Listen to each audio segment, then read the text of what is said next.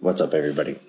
So, spent an insane amount of time on this thing since the last time I turned the camera on, and have gotten it to what I would consider to be pretty much the final state here.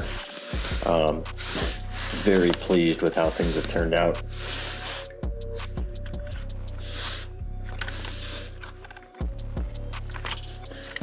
I ended up using Little Guy Racing rock sliders, cut a small notch out for one of the plate screws to fit. So the other screw, I grabbed a longer one so it's threaded in pretty far. And then it rests against the upper link screw head. So no movement there. Also was able to use the lips of each of those, the rails on the side, which has a little lip, I guess I should say, and took some material off with the Dremel all the way along the lower edge. Tried to get it as close as possible, and I think my estimations for fit were much better than what I was able to actually get things to kind of finally seat in the final product. So I mean, without saying it, you guys probably would never even notice, and it's honestly not terrible. I do like the way this looks under here. I think it's a much cleaner look and sort of finishes the body a little bit better. I also dropped the ride height too. It's a little difficult to see, but where I have the rear shocks mounted, there are two slots in the rails, and I went from the lower slot to the upper slot, which drops that down a couple more millimeters in the back. And then in the front, I had, while it sort of, I took a bunch of material away to help it kind of ride a little bit lower, and it now no longer needs to be, I guess, forced into a position. It kind of rides there a little bit more naturally. And so with it like that, I kind of wanted to get it to sit a little bit more level. It kind of had a little bit of a kick in the back, which wasn't terrible, but I think it now kind of sits even a little bit. It almost, I wouldn't want to say it sits too low, but I think it's definitely not going to go any lower than where it is right now. And there also might be, there's still room for adjustment. It's kind of like how it is at this point. It was kind of at the full end of the spectrum the other way. This now kind of gives me opportunity. What else? Added the driver, painted the interior. I took a bunch of time and took the full interior and cut it to, you know, roughly, I don't know, probably about a centimeter or so below the edge of the door. You can just barely see it on the inside. And it got a coat of gray, and I didn't do anything, you know, crazy with detail. I did hit the vents and stuff like that. Got the steering wheel, but you know, as you can see, you know, he's sitting, you know, right next to what would be the console, and there would normally be a shifter and everything, a stick shift and everything in there. But I didn't want to have that sitting quite so high up. And this is the driver actually that was in the GD models F-150. And for whatever reason, I think that this is just so much more suited for him and his style and everything. And I think it's just the absolute perfect fit. He just matches this scale and everything. I think just right on the money. And I'm so pleased with how that looks too. What else have I managed to do here?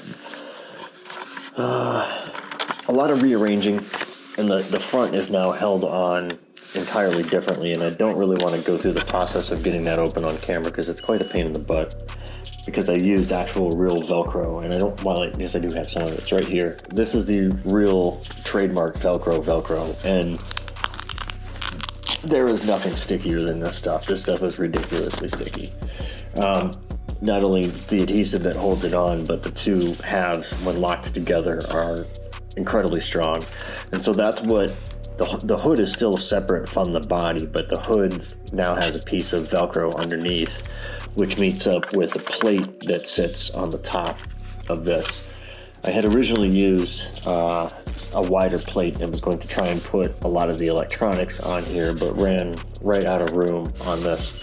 So what I ended up doing was using the narrow plate and put just the radio on the underside of that, And so that happens to be, you know, like I said, mounted up right between the towers. And then on the top side of that, the opposite side of the radio is where the Velcro piece is, which catches the hood. So everything is still openable. You can get to everything to change out the battery if necessary. It now sits nice and level. I'm super psyched with how level it sits. Everything all across the board just finally pieced together over the last 24 hours and really trying to focus some time on this. It got a brushless Furitek Komodo along with the Lizard Pro 30 amp ESC, Bluetooth, etc. Still running the Emax servo in there, and it will stay in there until it finally goes, and at which point I'll finally, you know, upgrade to something a little bit more robust. But I've never had any bad luck with those servos. I know a lot of people have, but at least for now, it's going to run this machine just fine. What else can I tell you guys about this? The wheels and tire combo and everything, I think everything on this really just sort of fits. It works so well. I think it's something I'm going to stick with for quite a while, unless I find something that maybe looks a little more scale. But as far as I'm concerned, I think this is not only a great performing tire, but it's a great looking tire for this build.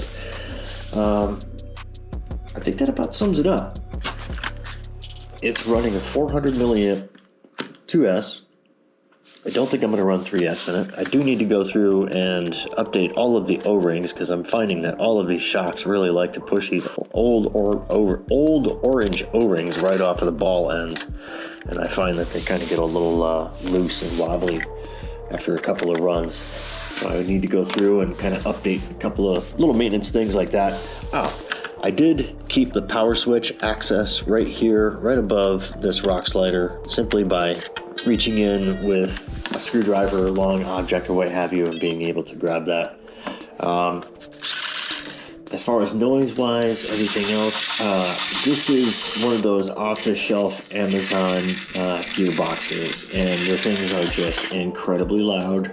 I really need to get something that's a little more robust than this. So, you know, spending another $100, gearbox and a servo and this, and it'll pretty much be close to perfect. As it is right now, I've driven it and I'm super psyched on how it runs anyway. It really doesn't need to be truly any better than what it is. It's just more, you know, just kind of adding some more robust features to it, you know, just to kind of make it a little nicer. And I couldn't be more impressed. I think this thing is just, it climbs so incredibly well. It's very well weighted. I think I've finally got it very close to 60-40. And I think with getting everything in here and finally seated properly and stuff like that, I really am just very pleased, because I had the battery mounted underneath the bed and that was really just not the best spot for it. So it ended up here, and it's a good counterweight on this side because I've got a driver over here and I've got electronics over here packed all on this side. So the two of those kind of in this spot. I realize the driver sits a little higher, but you got a little bit of weight and it feels fairly well balanced from side to side. There doesn't seem to be too much that it's got to throw around and move around. It's good and low. I still think I might need to do a little bit with little trimming up in the front. I can't recall if I've run into any issues with steering in high climbing, you know, like any kind of turning stuff, but I probably will. It seems like I might on the front, especially since I dropped it a little bit more.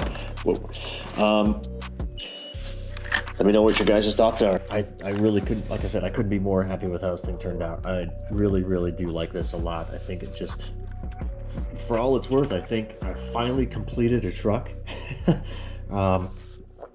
I do want to do some weathering to it. I do think that this needs to look a little older, kind of look more of the part, and I have been checking out some vehicles online to see. I don't think I'll do anything else with like a paint scheme or anything like that. I just want to take this color and just kind of make it look old, look like it's been run. We'll do a bed liner. I am also going to paint everything black underneath. I still want to do some work with filling in. This is kind of why I saved these plastic pieces here.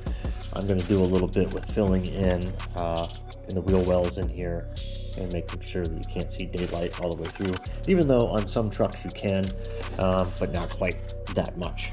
Needless to say, thanks for watching. Thanks for tuning in. Leave your questions, comments, concerns, anything along those lines. Appreciate you being here, and we'll see you on the next video. I have kind of a cool surprise. I'm going to go right to filming that video here next, so stay tuned. We will see you on the next one. Take it easy out there.